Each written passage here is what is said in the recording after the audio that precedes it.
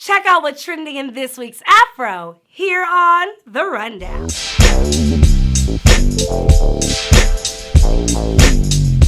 Welcome to The Rundown, sponsored by Be Inspired Global Media. I'm your host, Micha Green, and here are this week's trending stories. First of all, cover on up and wash your hands, y'all. Coronavirus is not playing any games and has made its way to the U.S. We have a story that a University of Maryland professor is saying the U.S. is far behind in dealing with the coronavirus, despite what President Trump is saying. Also, March 3rd was Super Tuesday, aka the day that several states held their primaries for the Democratic presidential nominees. And let me just say, Black people came out. The National Black Women's Roundtable met on March 4th, the day after Super Tuesday when all the returns were in, and totally broke down how Black women rocked the vote. The Black Women's Roundtable president, CEO, and national convener, Melanie Campbell, put it simply and clearly. You can't win the Democratic presidential nomination without winning the South. And you can't win the South without winning the Black vote. And you can't win the Black vote without the Black women's vote. That's right, Black women made all the difference, as usual.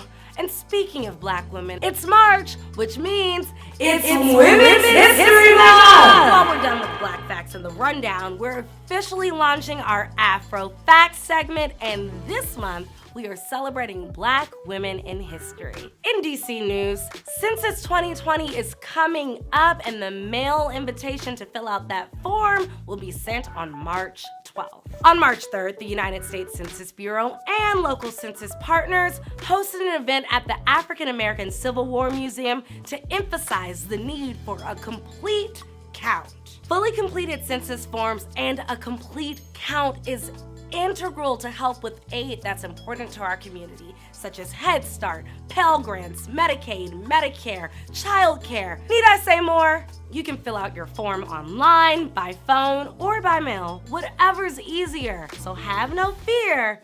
Fill out your census this year. In Baltimore news, we have been preaching to stop the violence in Baltimore. Mayor Jack Young says his crime plan is working despite seemingly perpetual violence. So be sure to check out that article on our website. Finally, front page news. Actor and comedian Tommy Davidson is coming home to DC, and he is ready to drop some gems in his hometown from March 11th to the 13th. 30 years after the show In Living Color premiered in April of 1990, Davidson has come out with his memoir, Living in Color, What's Funny About Me. Now he's telling all, and you can catch him in DC either at the Smithsonian National Museum of African American History and Culture, at Howard University, or at DAR Constitution Hall. So be sure to check out the article on our website for information on that tour. Go to afro.com to find out where you can get your copy of the Afro, or just subscribe to the website for instant access. And don't forget to like and share this video, and subscribe to the Be Inspired Global Media YouTube channel for more content sponsored by the Afro. I'm your host, Micha Green, and make sure you tune into next week's edition of The Rundown.